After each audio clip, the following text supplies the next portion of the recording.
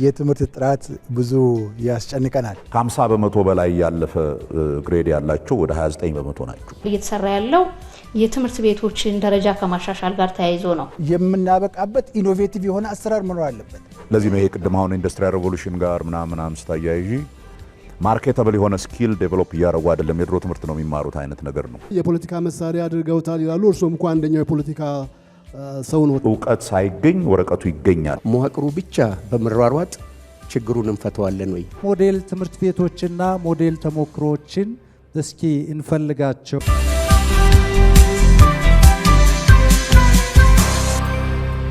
ጤና ይስጥልን ተመልካቾቻችን፣ ይህ በኢትዮጵያ ቴሌቪዥን እየተዘጋጀ የሚቀርብላችሁ የዛሬቱ ኢትዮጵያ ነገን ዛሬ ዝግጅታችን ነው። የዛሬቱ ኢትዮጵያ ሀገራዊ ጉዳዮችን እያነሳ የሚያወያይና የሚያከራክር ፕሮግራም ነው።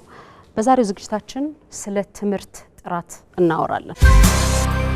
ክህሎታቸው ከፍተኛ የሆነ ባለሙያ የሚያፈሩ በክልልም ይሁን በአዲስ አበባ በቂ አይደሉምና እሱ አንድ ተግዳሮት ነው። መምህሩ አንበሳውን ድርሻን የሚወስደውና በጣም የተሻሉ ተቋማት ነበሩ ከዚህ በፊት እነዚህን ሰዎች እነዚህን መምህራንን የሚያበቁ ከፍተኛ ክህሎት ያላቸውን የሚያበቁና ከተማው ውስጥ በተለይ በግሉ ሴክተር ውስጥ ያሉ እነዚህን መምህራን የሚያፈሩ ተቋማት እንደሌሉ ይታወቃልና በመንግስትም ደረጃ ቢሆን ኮተቤ ነው። ኮተቤም ደግሞ በርካታ ስራዎች እየተሰጡት ቢዚ የሆነበት ተቋም እንደሆነ ለማየት ተችሏል።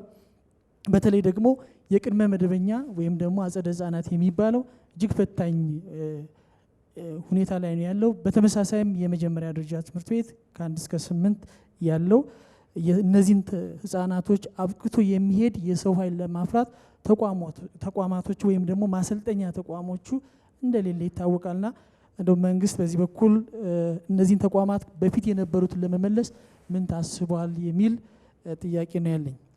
በሌላ በኩል ደግሞ ዩኒቨርሲቲዎቻችንን ማየት የሚጠበቅ ይመስለኛል። ለምሳሌ ወደ ከፍተኛ ትምህርት የሚገቡ ተማሪዎቻችን ብዙ ጊዜ ስንሰማ ዝቅተኛ ውጤት ያስመዘገቡ ተማሪዎች ወደ መምህርነት ሙያ በመሄድ የመምህርን ሙያ ዝቅ ያደረገበት ሁኔታ እንዳለ ይታወቃል። ለምሳሌ በአዲስ አበባ ዩኒቨርሲቲ እንኳን ስናይ አስቱ የሚባለው የኢንጂነሪንግ ተብሎ ተመርጦ ያሉና መምህር የሚለውን የማፊያ ወይም እዛ ውስጥ የሚያፈራ ተቋም ብዙ ጊዜ ነው የተቸገር ነው። ስለዚህ የመጨረሻው ውጤቱ ዝቅ ያለን የተማሪ ውጤት ለመምህርነት ወደ መምህርነት እንዲገባ ይደረጋል። ለሙያው ዩኒቨርሲቲዎቻችን የሰጡትን ግምት ወይም ደግሞ ሙያውን የሰጡት ዝቅ የሚል መስሎ ነው የሚታየና በዚህ በኩል እንደሌሎቹ የሙያ ዘርፎች እነዚህ ነገር ቢስተካከሉ በእውቀትና በክህሎት ብቻ የሰለጠነ ሳይሆን ኢንቴግሪቲ ያለውን ሰውን ለማፍራት የሚደረገውን ጥረት ከዚህ ከግብረ ገብ ትምህርት ጋር እሱን አፕሪሺየት አደርጋለሁ። ግን ፍራቴ አሁን የኢንቴግሪቲን በተመለከተ ኮምፒተንሲ እንዴት ነው የሚወጣው? እሱ ነው ትልቁ ችግር። ብዙ ጊዜ ኖሌጅን በተመለከተ ስኪልን በተመለከተ መምህራኖች ኦብጀክቲቭ ራሱ ሲጽፉ አይቸገሩም። አቲቲዩድን በተመለከተ እሱ ችግር አለና እሱ እንዴት ነው አሁን 6ኛ ክፍልን የጨረሰ ልጅ ኢንቴግሪቲው ምንድነው የሚመስለው፣ ከኢንቴግሪቲ አኳያ ኮምፒተንሲው ምንድነው የሚመስለው የሚለውን ከዚሁ አኳያ ምዘናዎቻችን በኦብጀክቲቭ ፈተና እየፈተንን የኢንቴግሪቲን ወይም ደግሞ የኤቲክስን እንትኖችን ማረጋገጥ እንችላለን ወይ? ኦብጀክቲቭ አሁን ኤም ቢም ብሎ እንትን ሊያመጣ ይችላል። ከዛ ይልቅ ኢንቴግሪቲውን ራሽናላይዚንጉን የሚጠይቅ ለምሳሌ ኢቲካል ዳይለማ ተሰጥቶት እንዴት ሶልቭ ያደርጋል?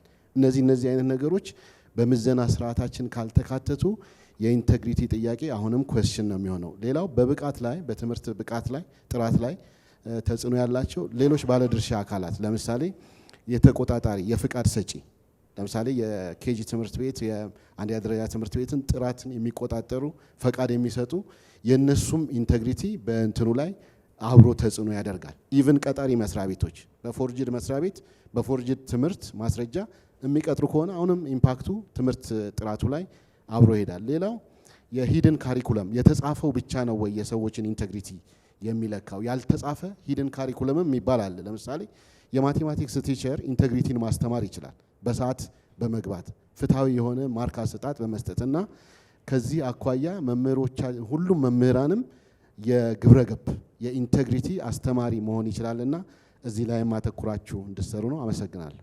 ምናልባት የትምህርት ጥራት ችግሮችን በብዙ መልኩ ነው ማየት የምንችለው። ችግሮቹ መወያየት ምናልባት ጥቅም ላይ ኖረው ይችላል ብዬ አስባለሁ እኔ እንደ አንድ የትምህርት ባለሙያ።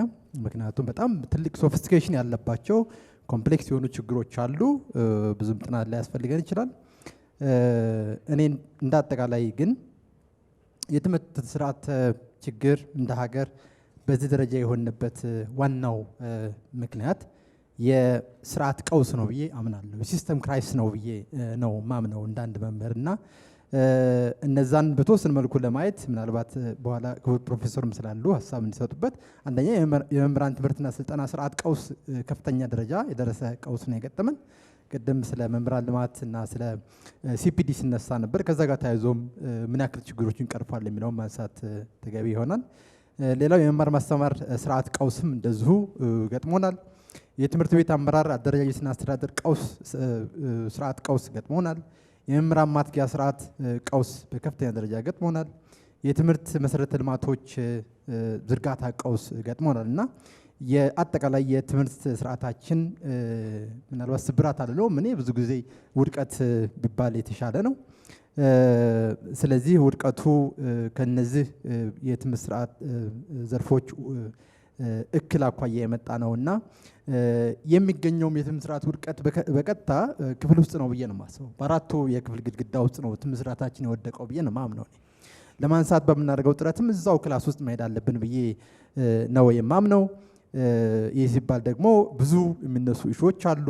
ቅድም ሲነሳም እንደነበረው ከመምህራን የማትጊያ ስርዓት ጋር ከአጠቃላይ ስርዓት የትምህርት ስርዓቱን ትውልድ የምንፈልገውን ትውልድ ከመገንባት አኳያ አስቻይ ከማድረግ አኳያ የምንሰራቸው በርካታ ስራዎች አሉ።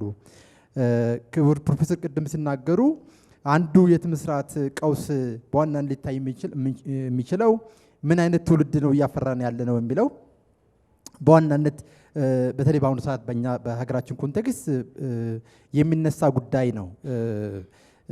እኔ 3H's የሚል ነገር መናገር እፈልጋለሁ።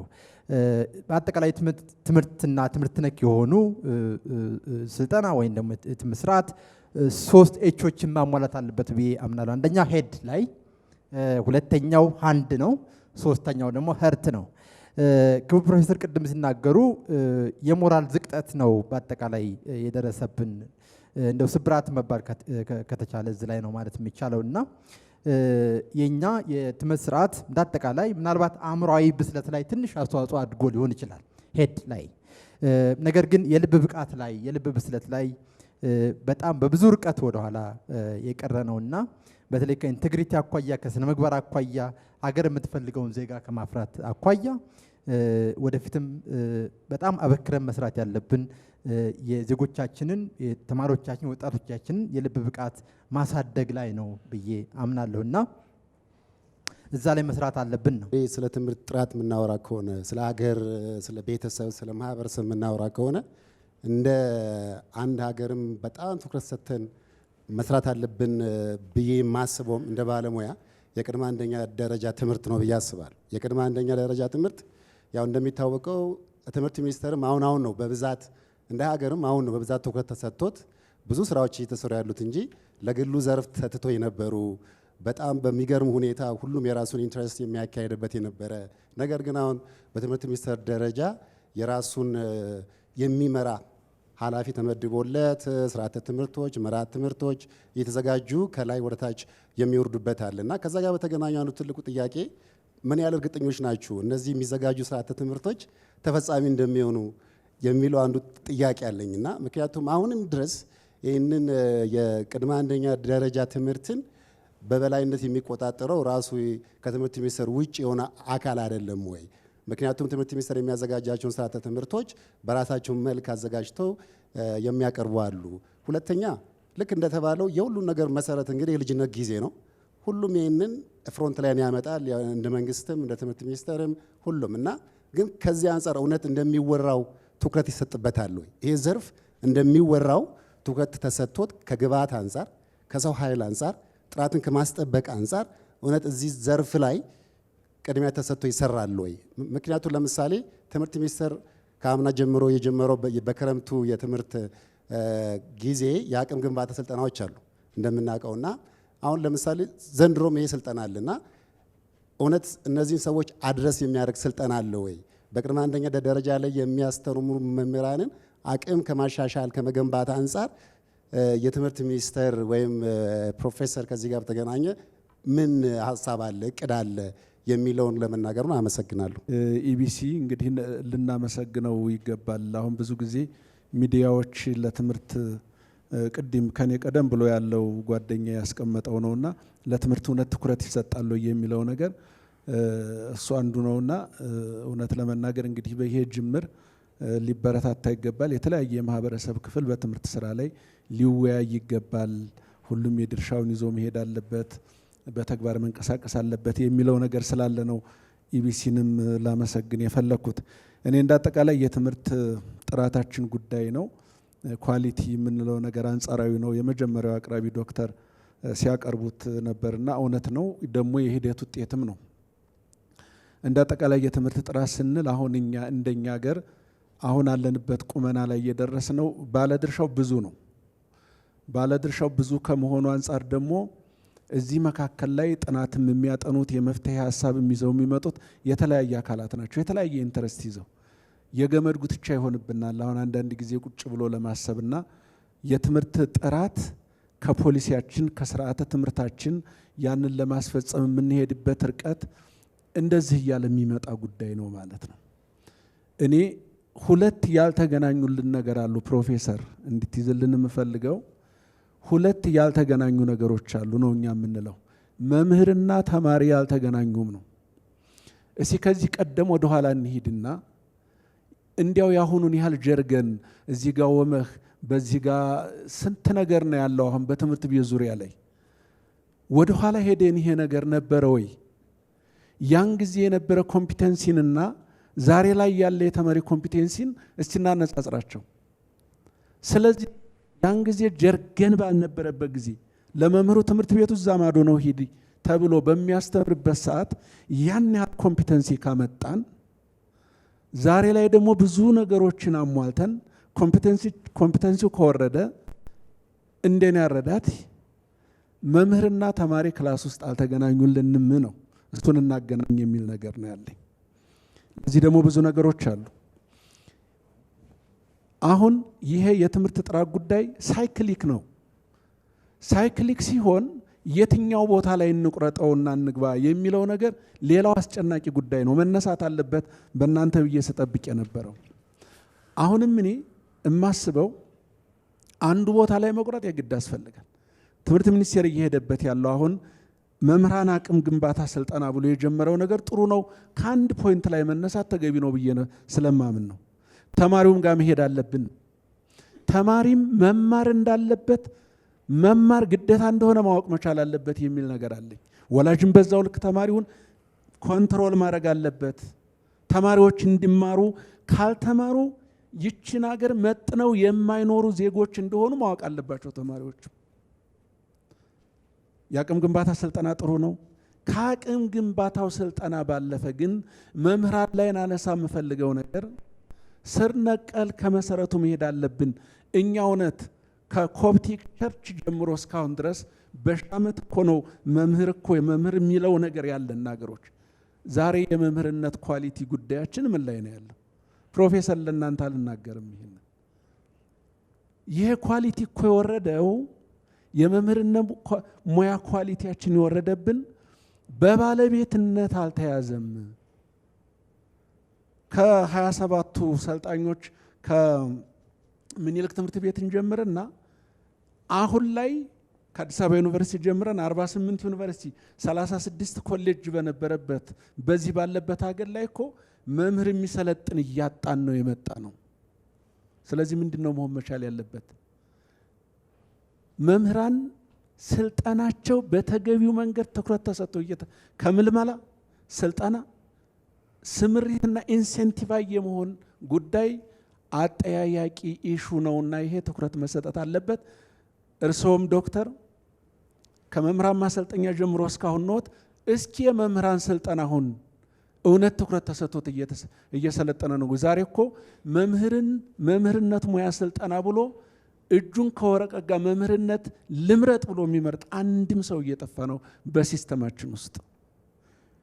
ስለዚህ ምንድነው መደረግ ያለበት የሚለውን ነገር ግልጽ እንድታስቀምጡልን እንፈልጋለን። የዚሁ የኤዱኬሽናል ኢንቴግሪቲ ጉዳይ ሲነሳ የሐሰተኛ ትምህርት ዝግጅት ጉዳይ ይነሳል። አንዱም መታረምና መስተካከል ያለበት ጉዳይ ስለሆነ ማለት ነው። ለምሳሌ የትምህርትና ስልጠና ባለስልጣን በ2015 ባወጣው መረጃ በ18000 የትምህርት ማስረጃዎች ላይ ህጋዊነት ማረጋገጫ ተደርጎ 900ዎቹ ሐሰተኛ ናቸው። 900ዎቹ ሐሰተኛ ናቸው። እንግዲህ እነዚህ ተመሳስለው የተሰሩ እውቅና ከሌለው ተቋም የተሰጠ ባልተፈቀደ ሙያ መስክ የተመረቁ እነኝን ያካትታልና በዚህ ላይ እየተሰጠ ያለው እርምት ወይም ይህንን ለማስተካከል ትምህርት ሚኒስቴር ምን እየሰራ ነው? እንደው ከዚሁ ጋር ተያይዞ አንድ መረጃ በጨመር አሁን ቦታው ላይ ያለው አይመስለኝም ማነው ትምህርትና ስልጠና ላይ የነበሩ አመራር ይህን ለማስተካከል በርካታ ቻለንጆች ይገጥሞናል። አመራሩ በተለያየ መልኩ የዚህ ሰለባ ሆኖ እናገኘዋለን ብለዋል። አንደኛ ራሱ የችግሩ ሰለባ ሆኖ ይገኛል። ሁለተኛ ሚስቱ ወይም ዘመድ አዝማዱ ሰለባ ሆኖ ይገኛል። ሶስተኛ ልጆቹ የዚህ ጉዳይ ሰለባ ሆነው ይገኛሉ። ስለዚህ ችግሩን ለማስተካከል በጣም ፈተና ውስጥ ገብተናል የሚል 2014-13 አካባቢ የሰጡትን ቃለ መጠይቅ አንድ ሚዲያ ላይ ያስታውሳለሁ እና በዚህ ጉዳይ ላይ ምን እየተሰራ ነው የሚለውን ለማንሳት ነው። ኦልሞስት ለ4 ዓመት እንደዚህ አካባቢ የትምህርት ሪፎርም ጉዳይ በስፋት ሲነሳ ነው የነበረው። ትምህርቱ ወይም የትምህርት ጥራቱ ስብራት እንደደረሰበት ከዛም የተነሳ ብዙ ኢኒሼቲቮች እየተወሰዱ እንዳለ ስነሳ ነበር። ምናልባት በአጭሩ የስብራቱ ጋር ተያይዞ የነበሩ ፋይንዲንጎች ከኢኒሼቲቮቹ ጋር በትክክል ተገናኝቷል ብዬ አስባለሁኝና እኔ እዚህ ጋር በስፋት መጠየቅ የምፈልገው እያንዳንዱ ከታች እስከ ላይ ድርሻ አለው ብዬ አስባለሁኝ። በዚህ ችግር ላይ እያንዳንዱ ባለ ድርሻ አካላት የችግሩ አካል ነኝ ብሎ ችግሩን የራሱ አድርጎ እንዲወስድ ከማድረግ አንጻር ምን ያህል ረጅም ርቀት ተሄዷል? ምክንያቱም የችግሩ አካል ነኝ ብሎ ካላሰበ የትኛውም አካል የመፍትሄ አካል ደግሞ ለመሆን በዛ ልክ ኮሚትድ አይሆንምና በየደረጃ ያሉትን ችግሮችን ለይቶ ባለድርሻ አካላትን የዚህ የችግሩ አካል አንተነ ወይም ይሄ ክፍል ነው ይሄ ኢንስቲትዩሽን ነው ብሎ ለይቶ የማሳወቅና ባለቤት እንዲሆኑ ከማድረግ አንጻር የተሄደው ርቀት ምን ያህል ነው? ምክንያቱም ፕሮፌሰር ቅድም ተናግረዋልና ብሌም ትራንስፈሪንግ ነው አሁን ያለው። ችግሩ ታች ላይ ነው ያለው። ችግሩ እዚህ ጋር አይደለም። ያልሆነ አቀብለኝ እያንዳንዱ ችግሩን የራስ አድርጎ ከመውሰድ ጄኑን ሆኖ ከመቅረብ ይልቅ ወደ ሌላ የመውሰድ ቴንደንሲ ነው በስፋት የሚታየውና ከዚህ የሪፎርሙ አካል እንዲሆኑ ከማድረግ አንጻር ምን ስራዎች እንደተሰሩ ብናውቅና ትልልቅ ሪፎርሞች በሀገር ደረጃ እየተሰሩ ነው ያሉትና የነዚህ ሪፎርሞች አውትካም በምን ያህል ጊዜ ኤክስፔክት ይደረጋል የሚለውንም አያይዞ ቢያወሩ በጣም ደስ ይለኛል። የከፍተኛ ትምህርት ተቋም ከትምህርቱ ዓለም ወደ ስራ ዓለም ትራንዚት የሚያደርጉበት ነው ተማሪዎች እና በተቻለ መጠን የኢንዱስትሪውን ኤክስፒሪየንስ እንዲኖራቸው የኢንተርንሺፕ ፕሮግራም ተያይዞ እንደዚህ የተያዙ ፕሮግራሞች አሏቸውና በተመሳሳይ መልኩ መምህራን ክላስ ውስጥ በሚያስተምሯቸው ትምህርቶች ዙሪያ ላይ የኢንዱስትሪ ኤክስፒሪየንስ እንዲኖራቸው ተማሪዎችን እዛ የኢንዱስትሪ ኤክስፒሪየንሱን ማውራት እንዲችሉ ለነሱ ማስጨበጥ እንዲችሉ ከማድረግ አንጻር መምህራን ላይ የሚሰራው ስራ ከኢንዱስትሪ ጋር የማገናኘት ስራ ላይ ተያይዞ ያለ ኢኒሼቲቭ ካለ እሱንም ቢያብራሩ። የትምህርታችን ውስብስብ ችግሮች የረጅም ዓመታት ቅድም ዶክተር ተሾመ እንዳነሱት የስርዓታት ሁሉ ድምር ውጤት እንጂ ዛሬ የተፈጠረ ችግር ብቻ አይደለም። እኔ የትምህርት ጥራት ውድቀት ተብሎ ዛሬ ሲገለጽ ትናንትም መግለጹ ስላልተደፈረ ወይም እንዲሄድ የተፈለገበት አቅጣጫ ያ ምርጫ ሆኖ ነው እንጂ ለኔ በእኔ አረዳድ ነው ያ መንገድ የትምህርት ውድቀት ምርጫ ሆኖ እንጂ ትናንትስ ጥራት ነበር ወይ የሚል ጥያቄ ነው የሚጭርብኝና ከዚህ ችግር ለመውጣት ትምህርት ሚኒስቴርና ባለሙያዎቹ እንዲሁም የክልል ትምህርት ቢሮዎችና መዋቅሩ ብቻ በመሯሯጥ ችግሩን እንፈተዋለን ወይ? የምንታዘበው ነገር ስላለ ነው። ለምሳሌ የፖለቲካ አመራሩም ይሁን የአስተዳደር ክፍል ሰራተኞች ይሄ ጉዳይ ይመለከታቸዋል። ሁሉም ሴክተር መስሪያ ቤት፣ ምክንያቱም የሁሉም መገኛና ምንጩ ትምህርት ስለሆነ ነው። ትምህርት ጉዳይ የሁላችንም ስራ ነው ብለው ከዘመቻ ስራ ወጥተው አሁን መስከረም ላይ የተማሪ ምዝገባ ኮታ ይሰጣል በየክልሎች ክልል ለዞን ምናምን እየሰጠ ነው የሚሄደው። የዘመቻ ስራ የአንድ ሰሞን ስራ ነው የሚሆነው። አመታዊ መርሃ ግብር ወጥቶለት ተማሪው ምን ያህል እየተማረ ነው፣ ትምህርት ቤቶች ምን ያህል ጤናማ የመማር ማስተማር ስራ እየሰሩ ነው በሚለው ላይ ጉዳይ ነው ብሎ የፖለቲካ አመራሩም የአስተዳደር ዘርፍ ኃላፊዎች ይሰራሉ ወይ? ይሄ በጣም ችግር ነውና በዚህ ጉዳይ ላይ ፕሮፌሰር ሊሰራ ይገባል። እንደ አንድ ትልቅ ኢሹ ተይዞ የትምህርት ስራ የአንድ ወቅት የዘመቻ ስራ ሆኖ መቆም የለበትምና ነው። እውነት ተሳትፎ አለ ብለው እርሶስ ያምናሉ ወይ ከሰሞነኛ ሩጫ በስተቀር? ሁለተኛው ጥያቄ ማንሳት የምፈልገው እንዲብራራ የምፈልገው መምህራን ያጡት ማበረታቻ ቅድም እንደተገለጸው ከመድረክ የመምህራን ባንክ ለማቋቋም እየተደረገ ያለውን ጥረት አፕሪሼት እናደርጋለን። ያው መረጃው ስላለን ወደ ትግበራው እንዲገባም ነው የምንፈልገው። የመምህራን የብቃት መመዘኛን በሚመለከት ሁላችንም ከየተቋማት ስንወጣ አቅማችንም የመረዳት ችሎታችንም እኩል አይደለም። ለዚህ ነው በጣም አውትስታንዲንግ የሆኑ ተማሪዎች 4 ነጥብ ስኮር አድርገው ይወጣሉ፣ ወይም ሌሎች ወደዛ ይጠጋሉ። ሌላው ደግሞ የተቀመጠውን ሚኒመም ሪኳየርመንት 2 ነጥብ እና ከዛ በላይ አምጥቶ ይመረቃል። ይሄ የችሎታ ልዩነት የአረዳድ ልዩነትን ነው የሚያመጣው። ይሄ እንዳለ ሆኖ አሁን ያለው በተጨባጭ እኛም ሱፐርቪዥን ወጥተን እንደ ሙያ ማህበር ስናይ መምህራን በሰለጠኑበትና በተመረቁበት የትምህርት ዘርፍ አይደለም የሚያስተምሩት። አብዛኛውን ገጠር ትምህርት ቤቶች ላይ የመምህራን እጥረት አለ። አዎ፣ ሌላው እዚህ ሳብጀክት እያስተማረ የሚማረው በግል ደግሞ ሌላ ነው፣ ህግ ወይም ኢኮኖሚክስ ወይም ሌላ የመረጠው። ምክንያቱም አንድ እግር ውጪ ነው። ምንድነው ምክንያቱ? ያው ቅድም ተዘርዝሯልና እሱ ውስጥ መግባት አልፈልግምና መጨረሻ ላይ ደግሞ የብቃት መመዘኛ ሲሰጥ ባስተማረው ነው። በተማረውስ ቢሆን እውቀት ይረሳል፣ ያረጃል፣ አፕዴት ካልተደረገ አይደለም። ስለዚህ ተመርቆ ወጣ ካላስተማረበት እየረሳው ነው የሚሄደው። ለምንድን ነው እንደዚህ አይነት ችግሮች እንዲፈቱ ከመስራት ይልቅ በመምህራን የብቃት ማነስ ላይ ብቻ ትኩረት የተሰጠው የሚል ጥያቄ ይጭርብኛል። ስለዚህ እነዚህ አይነት ነገሮች በሚገባ እየተጠኑ ሰው በተመረቀበት በተረዳበት በበቃበት መስክ እያስተማረ እየሰራ ተመዝኖ የብቃት ችግር ካለበት ያው አሁን ትምህርት ሚኒስቴርና መዋቅሩ የሚወስዳቸውን እርምጃዎች እየወሰዱ መሄድ ተገቢና ትክክል ስለሆነ በእነዚህ ጉዳዮች ላይ ትኩረት እየተሰጠ ቢሰራ የሚል አስተያየት አለኝ። አመሰግናለሁ። ከትምህርት ውድቀት አንዱ ትልቁ ነገር ማለት ነው ከገበያ ድረስ እስከ ማጣት የደረስንበት መምህራን ነው።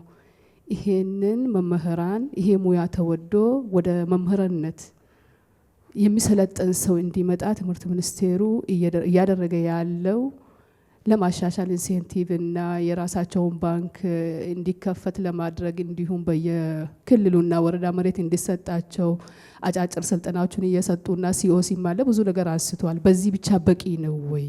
በፍጥነት ከወደቅንበት ችግር ለመውጣት ይሄ ይረዳናል ወይ? ይሄ ብቻ በቂ ነው የሚል ነገር ማንሳት ይፈልጋለሁ። ሁለተኛ ደግሞ ባለፈው በፈተና ላይ ያየነው ያለፉት ተማሪዎች ደና የሆነ ፋሲሊቲ ያላቸው በአዳር ትምህርት ቤትና በከተማ ዙሪያ የተወሰነ ፋሲሊቲያቸው ደና የሆነ ትምህርት ቤቶች ላይ ናቸው። በገጠር ላይ ያሉት ተማሪዎቹ ይሄን እድል አላገኙትምና ቅድም በቁጥር የተጠቀሰልን ብዛት ቁጥር ያለው የወደቁት ሪሞት ኤሪያ ላይ ያሉትና የገጠር ተማሪዎች ናቸው። እንዲሁም ደግሞ አሁን ያለንበት ዓለም በቴክኖሎጂ በደንብ ያደገ ስለሆነ ከዛ አንጻርስ ምንድነው እየተሰራ ያለው በቂ ነው ወይ? በተለይ በቴክኖሎጂ። ሁለተኛ ደግሞ ገጠር አካባቢ ያሉት ተማሪዎችን በምን መልኩ ለማብቃት እየተሰራ ነው ያለው የሚል ነገር ማንሳት ፈልጌ ነው። እየተከታተላችሁ ያላችሁት የዛሬቱ ኢትዮጵያ ነገን ዛሬ ፕሮግራም ነው። በትምህርት ጥራት ዙሪያ ነው እየተነጋገርን እየተወያየን ያለ ነው። አሁን በማስከተል ወደ እናንተ መጣለሁ። የተለያዩ አስተያየቶች፣ ሀሳቦች፣ ጥያቄዎች፣ ኮንሰርኖች፣ ስጋቶች ተነስተዋል። ስለዚህ 5 ደቂቃ ሰጣችኋለሁ። መጀመሪያ ዶክተር ተሾመ እዚህ ላይ ፕሮፌሰር ብርሃኑ ብዙ ጥያቄ ቀርቦለታል። ቢመልስ አይሻልም? እኔ ትንሽ ብቻ ልናገርና ከተቋም ውጭ ያሉ ከትምህርት ሚኒስቴር ውጭ ያሉ ኢሹዎች አሉ ወይ የሚለው ነው አሁን አንድ መታሰብ ያለበት። ምክንያቱም ዞሮ ዞሮ ትምህርት ቤት ብቻ በትምህርት ሚኒስቴር ደረጃ ብቻ አድሬስ የሚደረግ አይደለም፣ ሀገሪቱን ጭምር የሚነካ ጉዳይ ነው። ምናልባት አገር አቀፍ ደረጃ ድረስም ያሉ ሁኔታዎችን ማስተዋል ያስፈልጋል። እና አሁን ከተቋም ውጭ ካሉ ነገሮች ውስጥ ለምሳሌ በጥናት ካየነው በናሽናል ለርኒንግ አሴስመንት ውስጥ ካየነው ትምህርት ቤት ውስጥ ፊድ ማድረግ ተማሪዎችን ኢምፖርታንት እንደሆነ አይተናል። ተማሪው አንድ ጊዜ እመገባለሁ፣ ሁለት ጊዜ እመገባለሁ ባለ ቁጥር ያገኘው አጠቃላይ ሚን ፖይንቱ ከዛ ጋር የሚሄድ ፖዚቲቭሊ ኮሪሌት የሚያደርግ መሆኑን ከዚህ በፊት አይተናል። ከዛ በበለጠ ኮምፕሌክስ የሆነው አናሊሲስ በምሰራበት ጊዜም ያ ነገር በጥንካሬ የወጣ ፕሪዲክተር ነው። አሁን ፕሮፌሰር ብዙ ስለሚሰሩ ምናልባት አላነሱት ይሆን እንጂ በስኩል ፊዲንግ በኩል የተደረገው ነገር በጣም የሚደገፍ ነው። ይሄም ባነሳውበት ጊዜ እኔ በወቅቱ ጥናቱን ሳቀርብ እኔ እንግዲህ ስካንዲኔቪያ ነው የተዋርኩት ስዊድን ሀገር፣ ይሄ ስካንዲኔቪያ የተማረው ነገር ነው ተብሎ እንደታለፈ አስታውሳለሁ። በእርግጥ በጣም ኢምፖርታንት የሆነ ነገር ነው። የዛን እንደውም ያለው ምንድነው የሆነ ስኩል ፊዲንግ ይደረግ ማለት ፈርተን እንደው ተማሪዎች ምግባቸውን ይዞ እንዲመጡና ቦታ እንዲዘጋጅላቸው የሚል ነገር ነው ሪኮሜንድ ያደረግ ነው እና ጥናቱም በዛው እንደቀረ አስታውሳለሁ። ስኩል ፊዲንግ ኢምፖርታንት ነገር ነው። ይሄ መረሳትም የሌለበት ጉዳይ ነው። እኔ ትልቅ ነገር ነው። አሁን ፕሮፌሰር ያነሱት አንድ ነገር አለ። በሶሺዮ ኢኮኖሚክ ስታትስ በኩል የድሃና የሀብታም ትምህርት ወደ መሆን ደርሷል የሚል አንስተዋል። እውነት ነው። ይሄ በጣም አስጊ ነው። ባደረግነውም ኢምፔሪካል ጥናት ከፍተኛ እንግዲህ በወቅቱ ባደረግነው ሜዥርመንት ያው ሜዥርመንታችንም እንደው የተመጣጠነ ነው ቢሆንም በዛ ሜዥርመንትም ስናይ የበለጠ ገቢ ካላቸው ቤተሰብ የሚመጡ ልጆች የበለጠ ውጤት እንደሚያገኙ ግልጽ ነበር። በኢትዮጵያ ደረጃ ይሄ በእነ አሜሪካ ነው ብዙ የታየው፣ ግን በኢትዮጵያ ደረጃም ይሄ አለ እና አሁን ዞሮ ዞሮ ደግሞ እንደውም አስደንጋጩ ነገር ምንድነው ሀብትም ገቢም ያላቸው ሰዎች ወደ ከፐብሊክ ስኩል ወጥተው ወደ ግል ትምህርት ቤት መግባታቸው አስደንጋጭ ነው። ምክንያቱም አገሩም ለሁለት መከፈሉ ነው በድሃና በሀብታም። ይሄን አድሬስ ማድረግ ያስፈልጋል በመንግስት በኩል ብዬ ነው የምገምተው። ለምን ያው ኢፌክቲቭ ስኩል ስተዲ የሚባሉ አሉ፣ የሚያሳዩን ነገር አለ። ትምህርት ቤት ውስጥ የሚሰሩ ነገሮች እነዚህን ኦፍሴት የማድረግ አቅም አላቸው። ስለዚህ ትምህርት ቤቶች በዛ በኩል መሰራት ያለባቸውን ድጋፎች፣ ተቋሚ ተጨማሪ ድጋፎች በዚህ በኩል ኦፍሴት ለማድረግ ጥረት መደረግ አለበት ብዬ ገምታለሁ። እና መምህራን በዚህ በኩል እንግዲህ ዞሮ ዞሮ ወደ መምህራን ነው የሚመጣው። መምህራን የተለያዩ ድጋፎችን የሚሰጡበት ሁኔታ መኖር አለበት። በዚህ በተጨማሪ በኤጁኬሽን ሌቨልም የትምህርት ከፍተኛ ትምህርት ደረጃ ያላቸው ቤተሰቦች ልጆች ከፍተኛ ውጤት ያገኛሉ። ይሄ አገራችን ድሃ የድሃ እና ድሆች ሁልጊዜ ድሃ እንዲሆኑ ሀብታሞች ሀብታም እንዲሆኑ እንዳይሆን ይሄን ብሪጅ ለማድረግ የትምህርት ሴክተሩ ጥረት ማድረግ አለበት የሚል እምነት አለኝ ካልከበደ። ሌላ እዚህ ጋር ማንሳት የምፈልገው ምንድነው ኮንቴክስቹዋል የሆኑ ነገሮች አሁንም ጥረት ችግር አለ። አሁን ያለፈው ጊዜ ዩኔስኮ አንድ ስራ ብሎኝ የሰራሁት የኤመርጀንሲ ኤጁኬሽን ስራ ነበር።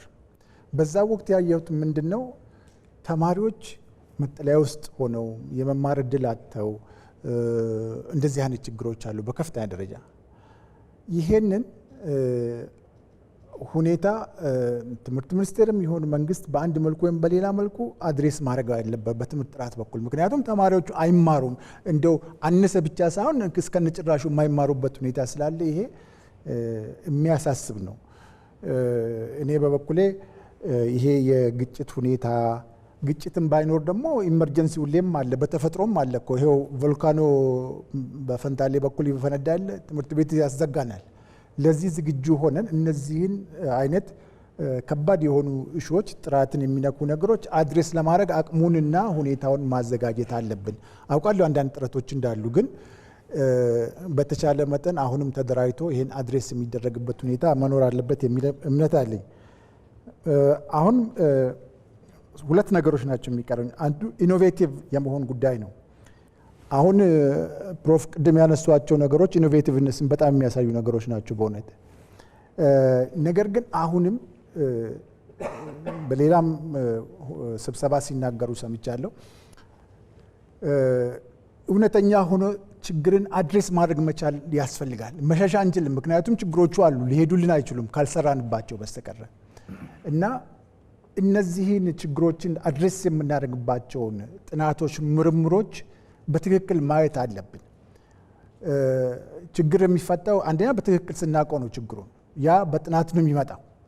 ስለዚህ ችግሮቻችንን አድሬስ የሚያደርጉ ጥናቶችን፣ አዳዲስ አሰራሮችን ትምህርት ሚኒስቴር መቀበል ያለበት ይመስለኛል።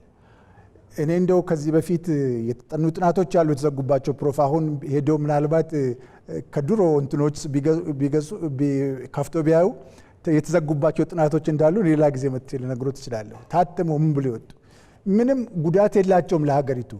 ችግርን አድሬስ ማድረግ እና አድሬስ ለማድረግ ድፍረት እንዲኖር ማድረግ የአንድ ኦነስት ኢንተሌክቹዋል የሆነ ሰው ፕሮፐርቲ ነው እና ካራክተሪስቲክስ ነው።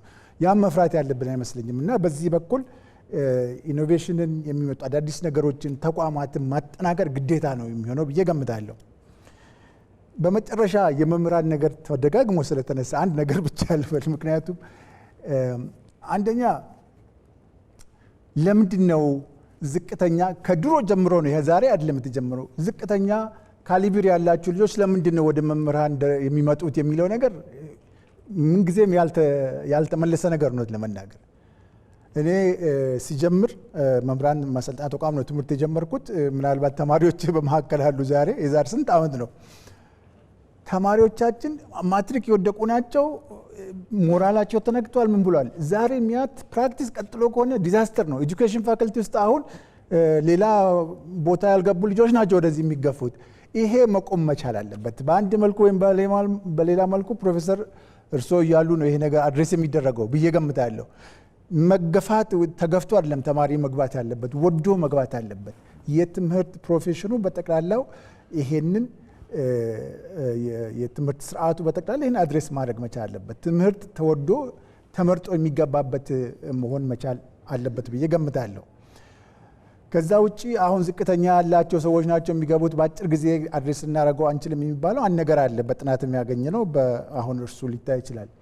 የስራ ላይ ስልጠና እጅግ በጣም ኢፌክቲቭ የሆነ ነገር ነው። ያንን ድክመት አድሬስ ለማድረግ ስልጠና መሰጠት አለበት። በአንድ የሳትኩን ነገር ምንድን ነው ፕሪ በሆነው በቅድመ ስልጠናም ቢሆን አንድ የሚቀረን ነገር በእኛ ካሪክለም ውስጥ ካሪክለሙን ተማሪዎች መማር አለባቸው። የሚያስተምሩትን የትም ሀገር የሚደረገው ይሄ ነው። ሳያውቁት ጀነራል የሆነ ኮርስ ሰጥተን ሄደው ያስተምሩ ይማሩት የሚባለው ነገር አይሰራም። እያንዳንዱን ነጥብ ማወቅና አድሬስ መደረግ አለበት በስልጠና። ይሄ ግንኙነቱ የትምህርት የትምህርት ቤት ካሪክለም እና የመምህራን ማሰልጠኛ ካሪክለም ሙሉ በሙሉ መገናኘት አለበት። ያ ካልሆነ አንሰራም። እሺ። እናም በስራ ስልጠና ላይ አትሊስት በቴምፖራሪ በሆነ ደረጃ እንኳን ቢሆን አሁን የምንፈራውን የመምህራን ጥራት ለማሻሻል የግዴታ የስራ ላይ ስልጠናዎች አስፈላጊ ናቸው። እነዛም ደግሞ በጣም ስትሮንግሊ ኮሪሌትድ ናቸው ከአካዴሚክ እንትናችን ጋር ከናሽናል ለርኒንግ አሴስመንት ካገኘው ጋር። አመሰግናለሁ ጊዜ ወሰድኩ። ዶክተር ተሾመን በጣም እናመሰግናለን። የያዝነው ርዕሰ ጉዳይ በጣም ሲሪየስ እንደመሆኑ መጠን እንደዚህ በ5-10 ደቂቃ ለማውራት ትንሽ ስለሚያስቸግር ነው እረዳለሁኝ። ፕሮፌሰር ብርሃኑ ሰዓት ሲያቋርጧቸው አይወዱም። ካለኝ ልምድ ቀድሜ ያው በማሳሰቢያ ጀምርና በተነሱ ጥያቄዎችና ሀሳቦች ላይ የተሰጠን 5 ደቂቃ ነው። 10 ደቂቃ እንደምንም እንዲያጠናቀቁልን። ዶክተር ተሾመ እኔ ብዙ አልናገርም ጊዜን ለሱ ሰጣለሁ አለና ከ6 ደቂቃ በላይ ነው የተናገረው። ምንም ብዙ ኢሹዎች ናቸው የተነሱት። የተወሰኑ አጠቃላይ ነገሮች ልናገር ኮንቴክስት ለመስጠት። አይ ቲንክ ይሄ ውይይት ሲጀመር ታስታውሺ እንደሆን አንድ ሰው አይ ዶንት ኖ ዶክተር ተሾመ ይሁን ከቤቱ በዓለም በትምህርት አንደኛ ፊንላንድ ነች። ከፊንላንድ ብዙ መማር እንችላለን የሚል ነገር ተናግሮ ነበር። ብዙ ሰው ማያነሳው በተወሰነ ደረጃ ትክክል ነው። ክሎዘር ቱ ዘ ትሩዝ እና የግል ባለሀብቶችን ላስቀይም ነው አሁን የምናገረው ላይ ፊንላንድ ከዓለም አንደኛ ኦር ክሎዝ ባይ በትምህርት ስርዓት ነች የሚባለው 1976 ዓመተ ምህረት የወሰዱት ሜጀር ሪፎርም ነው። 1976 ዓመተ ምህረት ፊንላንድ በሬፈረንደም ህብረተሰቡን ቮት አስደርገው ለትምህርት ገንዘብ እንዳይከፈል ከለከሉ።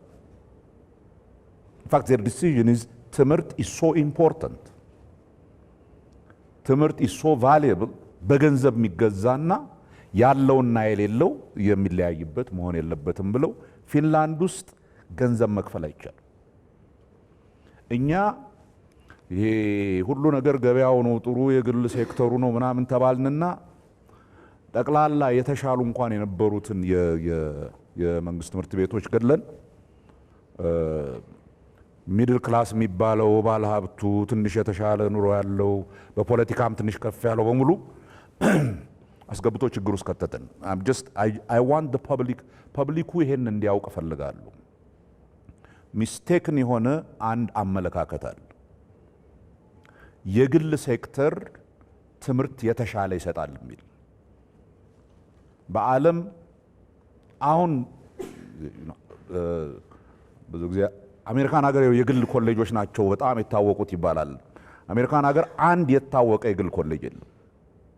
አንድ ለትርፍ የማይሰሩ ኤንዳውድ ዩኒቨርሲቲዎች ናቸው እንጂ እነ ሃርቫርድ እነ ምናምን የሚባሉት ለትርፍ የሚሰራማ የትረምፕ ዩኒቨርሲቲ አይነት ማለት ነው። ምንም ማያተርፍ ዲግሪ የሚሸጥ ማለት። ይሄ ዝም ብሎ አይደለም፣ ኢኮኖሚክ ሪዝን አለው። ትምህርት ግለሰቡ ከሚያገኘው ቫልዩ በላይ በትምህርት ህብረተሰብ የሚያገኘው ቫልዩ ይበልጣል። ሶ ማርኬቱ ጥሩ አሎኬተር አይደለም። በእንትን ላይ ስኪፕ ዛት ኢን ማይንድ ለውይይቱ ጥሩ ስለሆነና ኢቬንቹዋሊ መጨረሻ ላይ አንድ ልጠራ የምፈልገው ጥሪ የኢትዮጵያ ትምህርት መቼ ነው ሪሊ ጥሩ ደረጃ ላይ ደረሰ ብለን ማሰብ የምንጀምረው ብትሉኝ መካከለኛው መደብና የላይኛው መደብ ልጆቹን ወደ መንግስት ትምህርት ቤት መመለስ ሲጀምር ነው ብዬ ነው። ያ በጣም ክሪቲካል የሆነ እንትን ነው። ይሄን ስናገር በዛሬው ሊንጎ ይሄ ሰውዬ አሁንም ኮሚኒስት ነው ወይ ሳትሉኝ አትቀሩም። but it has nothing to do with that. it has something to do with በትምህርት ኤኩዊቲ ላይ መቀለድ አደገኛ ቀልድ ነው። ህብረተሰብ የሚያጠፋ ቀልድ ነው። that's why ኮሌክቲቭሊ እንትን ማድረግ ያለብን አሁን በእንትን የተነሱ ጥያቄዎች ስላሉ እያንዳንዳቸውን አጠር እያረኩ ብቻ ነው ማለት ነው። የግል የንግድ ተቋማትና የትምህርት ሴክተሩ ወይም የዩኒቨርሲቲዎች መደጋገፍ ኢምፖርታንት ነው ያስፈልጋል የተባለው ምንም ጥያቄ የለውም። እንደውም በቅርብ አንድ የሚኒስትሮች ምክር ቤት ደንብ አውጥተናል። ይሄ ዩኒቨርሲቲና ኢንዱስትሪ ሊንኬጅ የሚል እያንዳንዱ አሁን የዩኒቨርሲቲዎች ውስጥ የሚሰጠው ትምህርት ከኢንዱስትሪዎች ጋር እየተገናኘ ፕራክቲካል የሆነ ትምህርት ተማሪዎቹም በየኢንዱስትሪው ኢንዱስትሪ ሲባል ፋብሪካ ማለት ብቻ አይደለም፣ በሁሉም የግል ሴክተሩ ላይ እየሄዱ ፕራክቲካል ትምህርት እንዲያገኙ እሱ ብቻ ሳይሆን ኢንዱስትሪ ውስጥ ያሉ የኢንዱስትሪ ልምድ ያላቸው የግድ ፒኤችዲ ያስፈልጋል ምናምን ሳይባሉ መጥተው ዩኒቨርሲቲ ውስጥ ማስተማር የሚችሉበትን ኢንቫይሮንመንት ለመፍጠር እንትን እያልን ነው። የዩኒቨርሲቲ አመራር ብቻ ነው ወይ ከሰፈር መውጣት ያለበት? አይደለም፣ ሁሉም ናቸው። የትምህርት ሴክተርና በተለይ ዩኒቨርሲቲ ማለት ዩኒቨርሳል የሆነ እውቀት የሰው ልጅ እውቀት የሚገበይበት ተቋም ማለት ነው። የሰው ልጅ እውቀት ነው የምንማረው። ዩኒቨርሲቲዎች ውስጥ ገብተን ስንማር የሰው ልጅ ኦቨር ሎንግ ፒሪየድ ኦፍ ታይም የፈጠረውን እውቀት ነው እኛ ሰብስበን መንደር ውስጥ ከተት ነው እውቀት። ከዛ ኮምፕሊትሊ ነው መውጣት ያለብን። ዝም ብሎ በአመራር ደረጃ ብቻ ሳይሆን አት ኤቭሪ ሌቭል ከዛ መውጣት አለብን። አንድ ሰው ዩኒቨርሲቲ ሲገባ እውቀትና እውነትን ፍለጋ የሚገባበት ቦታ መሆን አለበት። ለዛ ኢንቫይሮንመንቱን ነው መፍጠር ያለብን እና ከኦቶኖሚ ጋር ከምናምን በተያያዘ ዩኒቨርሲቲዎች ውስጥ ምንሰራው ሪፎርም ይሄንን ነው። ያ ቦታ ሴፍ የሆነ የማሰቢያ ቦታ እንዲሆን እንጂ የአንድን ግሩፕ ወይም ያኛውን ግሩፕ ለመጥቀም ምናምን ሳይሆን ሁሉም ኢትዮጵያዊ እኩል የትምህርት እድል አግኝቶ ዓለም አቀፋዊ የሆነ እውቀት የሰው ልጅ የሰጠውን እውቀት ይዞ እኛን ደግሞ ወዴት እንዴት አድርጎ ወደፊት እንደሚያሻግረን የሚያስብበት ቦታ መሆን አለበት። የተቀየረው ካሪኩለም በእርግጥ ለውጥ አምጥቷል። እሱን ከሌላም እንትን ጋር ደርቤ ላስበው። ይሄ የያዝነው ሪፎርም በ3 ዓመት በ4 ዓመት በ5 ዓመት በ10 ዓመት ለውጥ ያመጣል ብላችሁ ካሰባችሁ የትምህርት ስርዓት እንዴት እንደሚቀየር አታውቁም ማለት። የጄኔሬሽን ለውጥ ነው የሚያስፈልገው። የደረሰብን ስብራት ቀላል ስብራት አይደል፣ በጣም በጣም ዲፕ ነው። ካሪኩለሙን ስትቀይር አንድ ነገር ነው የምትቀይረው፣ የሚሰጠውን የትምህርት አይነት መቀየር ነው። ትንሽ ባላንስ ታደርጋለህ። በየጊዜው እየተቀያየረ የሚሄድ ስለሆነ that's not your big problem። ከዛ ውጭ ያለው ይሄ ቅድም ያነሳኋቸው እና ሌሎችም ያላነሳኋቸው ጊዜ ስላላገኘው ያላነሳኋቸው ብዙ ኮምፕሌክስ የሆኑ ፕሮብለሞች አሉ። እነሱ ሁሉ ተሻሽለው የትምህርት ስርዓታችን ተሻሽሎ ይቺ ሀገር ከሌላው ዓለም ጋር መወዳደር የሚችሉ ኬፐብል ልጆች ያሉባት ሀገር እንድትሆን ከሆነ የምንሰራው ኤንድ ዝም ብሎ ከዓለም ጋር ለመወዳደር ምናምን ብቻ አይደለም። ሰው በሰላም በሀገራችን እንድንኖር ሰው ከሰው ጋር መወያየት የሚችልበት የዩኒቨርሲቲና የትምህርት እንትን ሞስት ኢምፖርታንት ፓርቱ ኬሚስትሪን ማወቅ ምናምን ብቻ አይደለም፣ ከሌላ የሰው ልጅ ጋር መኖር መቻል። ቤዚክ የሆኑ የፌርነስ የእንትን ጥያቄዎችን አውቆ እንዲወጣ ነው። አለበለዚያ እኮ በትንሽ በትልቁ በተጣላን ቁጥር ጠመንጃ የምንይዘው እኮ ዝም ብለን አይደለም። ኢዝ ላክ ኦፍ ኖሌጅ። ይሄ ሰርቲፊኬት አግኝተናል አጭበርብረንም ይሁን ምናምን ዲግሪ ያለኝ ብለን ልባችን እንትናችን ሰማይ ወጥቷል። በት ዜር ኢዝ ኖ ኖሌጅ ዜር ኢዝ ኖ ኖሌጅ ኖት ኦንሊ ኢን ተርምስ ኦፍ ይቅርታ እንግሊዝኛ በዛ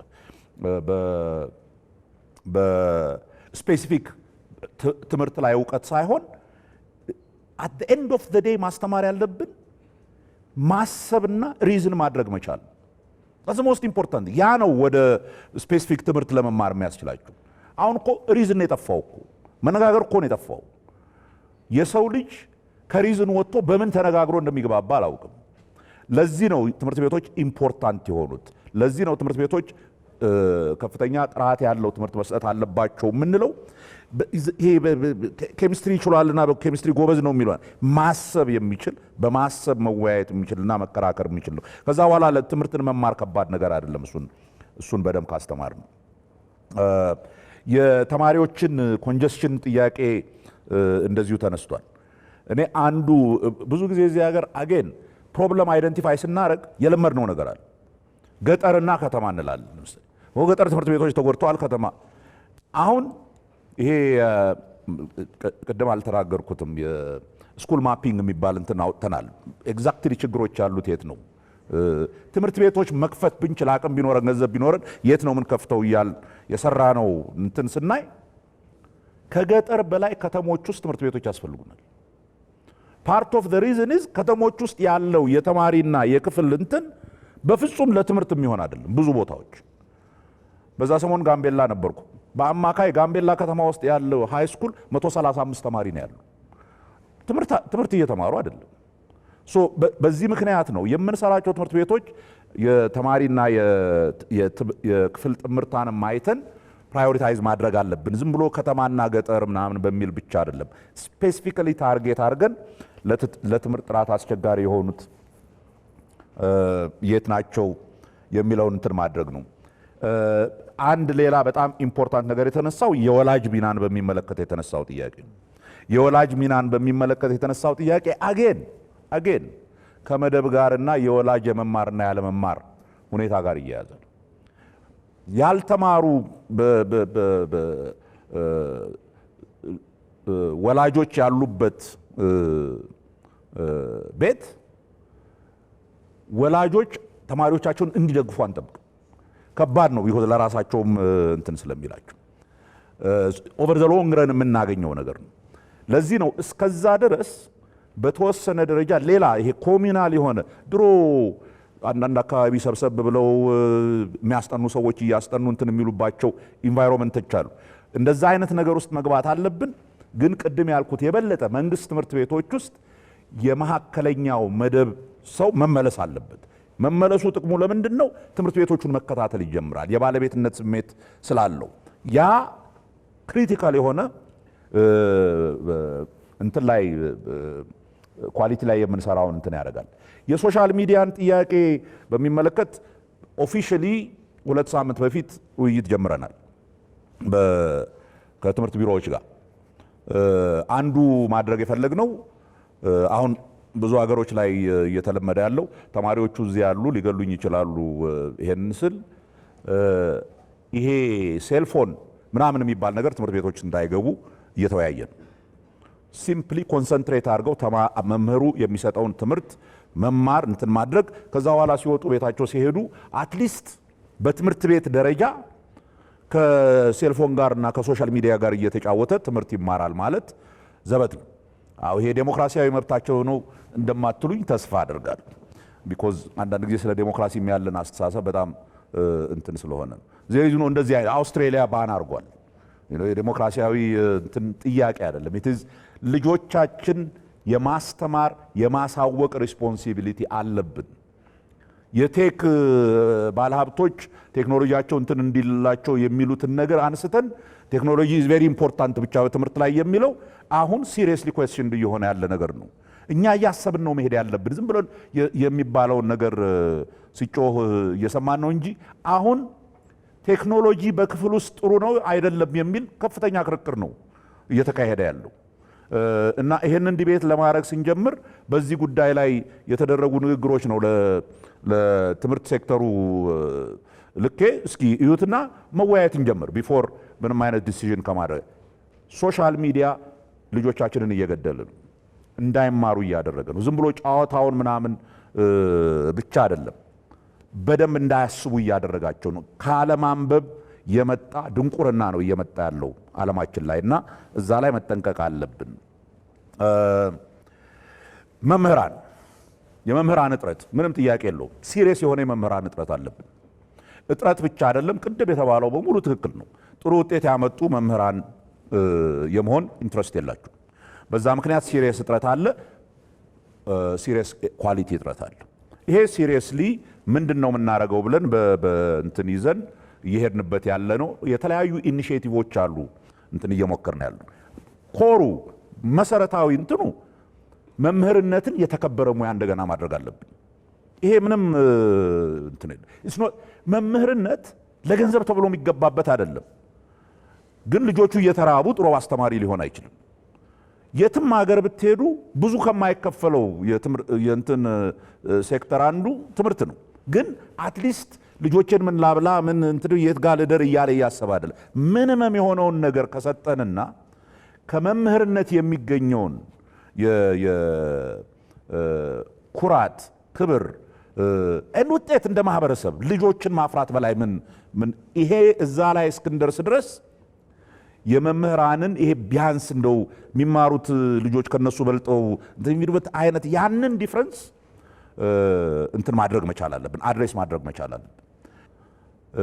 አንፎርቹኔትሊ የመምህራን ደሞዝ ከሲቪል ሰርቪስ ሪፎርም ጋር ከሲቪል ሰርቪስ ደሞዝ ጋር ምናምን የተያያዙ ነገሮች ስለሆኑ አንዴ ደሞዝ ልጨምር ሲባል የሚጨመረው በጣም ብዙ ስለሆነ መንግስት ከፊስካል ችግሩ ጋር አንጻር አይቶ እንትን ሌላ መንገድ መፈለግ አለብን ብለን ነው ወደ መምህራን ባንክ የገባ ነው። እስኪ እኛ ልናረግ የምንችለው ምንድን ነው? መምህራን አስተባብረን ይሄንን ካደረግን አትሊስት ትንሽ እንቀርፋለን በሚል ነው እንጂ የአጭር ጊዜውን ችግር ይፈታዋል በሚል አይደለም። ኢን ደ ሎንግ ረን ግን የመምህራን ባንክ አይነት ነገር መኖር ሁለት ጥቅም አለው። አንደኛ ቅድም እንዳልኩት በሎወር የሆነ ክሬዲት ይሰጣል። ሁለተኛ ግን አብዛኛው ማህበረሰባችን ከፋይናንሻል ሲስተሙ ጋር እንዲያያዝ ያደርጋል። አሁን ፋይናንሻል ሲስተሙ የጥቂት ሰዎች ሲስተም እየሆነ መበደር የሚችለው ጠቅላላ የሀገሩን ከባንክ የሚበደረውን ሰው ብታዩ ከ200 ሺህ የሚበልጥ አይመስልኝ ለ120 ሚሊዮን የተቀረው ምንም እዛ አጠገብ ማን አይቶት ባንክ ሚድል ክላሱ አይሄድም ባንክ ቢኮዝ ምንም የሚያበድረው የለም። ሶ ይሄንንም እንቀይር እግረ መንገዳችንን በሚል ነው።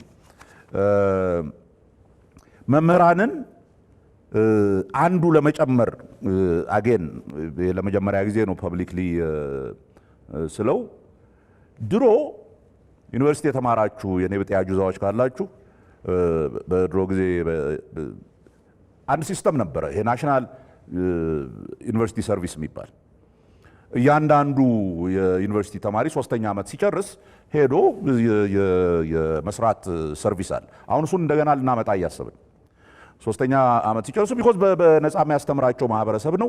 ከፍተኛ የሆነ የፕራክቲካል ችግር አለብን። ተማሪዎቻችን ራሳቸው ፕራክቲካል ነገር አያደርጉ። ሶ አግሪካልቸር የተማረው ሞር የአግሪካልቸር ስራ ሰርቶ ሰርቪስ ሰርቶ ቢመጣ የተቀረው መምህርነት መሆን የሚችል አክቹዋሊ ብዙ መምህራን ብትጠይቋቸው ለዩኒቨርሲቲ ሰርቪስ ሄጄ አስተማሪ ሆኜ ከዛ በኋላ ከአስተማሪነት ጋር ፍቅር ያዘኝ ነው የሚሉት። ብዙ ሰዎች ተመልሰው እዛ ይገባሉ። ያንንም እንትን ለማድረግ ቢኮዝ ክሪኤቲቭ ሆነን ማሰብ አለብን። ይሄን ነገር ለመፍታት በጣም ኮምፕሌክስ ፕሮብለም ነው። ብንችል እኛ በሚቀጥለው ዓመት ነው እንጀምራለን ብለን ያሰብነው፣ ግን ደንብ ህግ ምናምን ማውጣት ስላለብን እንትን እያደረግን ነው። ግን የሚቀር አይደለም። እያንዳንዱ ኢትዮጵያዊ ዩኒቨርሲቲ ሙሉ ለሙሉ በተለይ የመንግስት ዩኒቨርሲቲ ሞር ኦር ሌስ በነፃ የሚማርበት እድል ካገኘ ዜን ህብረተሰቡን የሚያገለግልበት 1 ዓመት መስጠት ይችላል። ያ ደግሞ በእኛ ካልኩሌሽን እስከ 200 ሺህ የሚሆን ተማሪ አለ 3ኛ ዓመታት ኤኒ ዋን ታይም ሲግኒፊካንትሊ የተማሪውን ያ የመምህራንን ችግር ኢን ዘ ሎንግ ረን ያጠፋዋል በሚል አይደለም። ኢንቴግሪቲ እንዲያመጣ የፈጠርናቸው ተቋሞች ራሳቸው ኢንቴግሪቲ ያላቸው ብሏል። እሱ የሀገር ችግር እኮ እሱ አይደለም። ሁሉም ጋር እኮ ሆነብን እኮ ችግር እኮ ሆነ። እነኝን ሁሉ ማጥራት በዚህ በተለይ ከዚህ የመጣብን የሞራል ስብራት ከዚህ ሁሉ ነገር በስርቆት የሚደረግ ነገር በጣም ብዙ ችግር ውስጥ እየከተተን ነው። ለዚህ እኮ ነው የሐሰተኛ ማስረጃ እንደ ልብ እንትን ማድረግ የተጀመረው። ትምህርት ቤቶች ሊትራሊ ዲግሪ ሚል ሆነው ዲግሪ የሚሸጡበት። ጌታዬ በነገራችን ላይ መቼ ነው በማዕከል መታተም የሚጀምረው ዲፕሎማ ያሉኝን ታውቃላችሁ። የፓስፖርት የሚያትመው ሴኩሪቲ ፕሪንቲንግ እየተጀመረ ነው። እነሱ እስከ ሜይ ድረስ ፋብሪካቸው ከጀመረ ከዚህ ዓመት ጀምሮ ዲፕሎማ በማዕከል ነው የምንሰጠው። የትምህርት ቤቱን ስም የዩኒቨርሲቲውን ስም ይይዛል፣ ግን የኤግዚት ኤግዛም ያለፉትን ተማሪዎች ሊስት ይዘን በዛ መሰረት እንሰጣለን። ለዲፕሎማው ትከፍላላችሁ፣ ያው እናንተ ገንዘብ ስለምትቀበሉ። የመቀንጨር ችግር ላይ ተብሎ የተነሳው አይ ቲንክ ዶክተር ቅድም አንስቶታል። አንዱ የምናደርገው የዚህ የትምህርት ቤት ምገባ ነው። እሱን በጣም ለመጨመር እንፈልጋለን። የአቅም ጉዳይ ነው፣ ሌላ ምንም እንትን የለም። ኢን ፕሪንሲፕል በደንብ በመንግስት ደረጃ የሚታመንበት ነው። ወደ 7 ሚሊዮን ተማሪዎች እንመግባለን አሁን። ግን ያ በቂ አይደለም። ገና በጣም ብዙ ተማሪዎች መመገብ አለብን። ቢኮዝ ሆዱ እየተራበ የሚማር ተማሪ ጥሩ ትምህርት ይማራል ብሎ ማሰብ አይ ቲንክ ባይ ናው ዊ ኖው ያ እንዳልሆነ እሱ ላይ በከፍተኛ ደረጃ እየተሰራ ነው። አንድ ሁለት ነገር ግን ልበል በመጨረሻ። ሪሊ እንደ አገር እንኑር ካል፣ ሪሊ እንደ አገር አንድ ቦታ እንድረስ ካል የትምህርት ስርዓቱን ከማሻሻልና ልጆቻችንን የ21ኛው ሴንቸሪ ስኪል እንዲማሩ ብቻ ሳይሆን ኢንቴግሪቲ ያላቸው ጨዋ ሰዎች ሆኖ ልጆቻችንን ማሳደግ ምንም ምርጫ ያለ ጉዳይ አይደለም። ከምንም ነገር በላይ የሚያስፈልገን ነገር ነው። ይሄንን የትምህርት ሴክተሩ ብቻ ያደርገዋል ብሎ መጠበቅ የዋህነት ነው። ሰፊ ኮኦፐሬሽን ይፈልጋል። የአገር ጉዳይ አድርገን መያዝ ያለብን ነው። በትምህርት ሴክተሩ ጧት ማታ እየሰሩ ነው። ሪሊ እንደው እንትን ያለማጋነን ትምህርት ሚኒስቴር ውስጥ ያሉ ልጆች አሁን የሚሰሩበት ፍጥነትና ጊዜና እንትን ሳየው ያለው ኮሚትመንት በጣም ደስ የሚል ነው እንትን ለማድረግ። ግን ኢት ኒድስ አንድ ጠያቂ ቅድም እንዳነሳው ሌሎችም ሴክተሮች መግባት አለባቸው እዚህ ውስጥ። በትምህርት የምናደርገው ቁማር የመጨረሻ አደገኛ ቁማር ነው። መተባበር አለብን። እኛ ከህብረተሰቡ የሚነሱ ከትምህርት ጋር የተያያዙ ጥያቄዎችን መስማት አለብን። ምሁራንን መስማት አለብን። ወላጆችን መስማት አለብን። ወላጆች ግን ትምህርት ሴክተሩ ውስጥ አክቲቭ ፓርቲሲፓንትስ መሆን አለባቸው። የዛሬቱ ኢትዮጵያ ነበር ስትከታተሉ የቆያችሁት። ለውይይታችን መነሻ የትምህርት ጥራትን መሰረት ያደረገ ውይይት ነው ያደረግነው ዛሬ። ለዚህ ውይይታችን መነሻ የሰጡን የትምህርት ሚኒስቴር ሚኒስትር ፕሮፌሰር ብርሃኑ ነጋ እንዲሁም ከአዲስ አበባ ዩኒቨርሲቲ ኢንተርናሽናል ኤንድ ኮምፓራቲቭ ኤጁኬሽን ተባባሪ ፕሮፌሰር የሆኑት ዶክተር ተሾመ ነቃ ጥበብ ነበሩ። እንዲሁም እዚህ ስቱዲዮአችን የተገኙ ተሳታፊዎች ነበሩ። የተለያዩ ሀሳቦችን፣ ጥያቄዎችን፣ ስጋቶችን ብዙ ነገር አንስተዋል። እጅግ በጣም እናመሰግናለን። ጉዳዩ የትምህርት ጥራት ጉዳይ እንደዚህ በአጭር ጊዜ በ1 ሰዓት በ2 ሰዓት ውይይት የሚጠናቀቅ አይደለም። ወደፊት ኢቢሲ ተመሳሳይ ይሄ ከትምህርት ጥራት ጋር ተያይዞ ተመሳሳይ ውይይቶችና ክርክሮችን እንደሚያደርግ ተስፋ እናደርጋለን። የዛሬቱ ኢትዮጵያ የዛሬው ፕሮግራም በዚሁ ተጠናቋል። አብሬያችሁ የቆየሁት ሀውለት አህመድ። መልካም ጊዜ ይሆንላችሁ።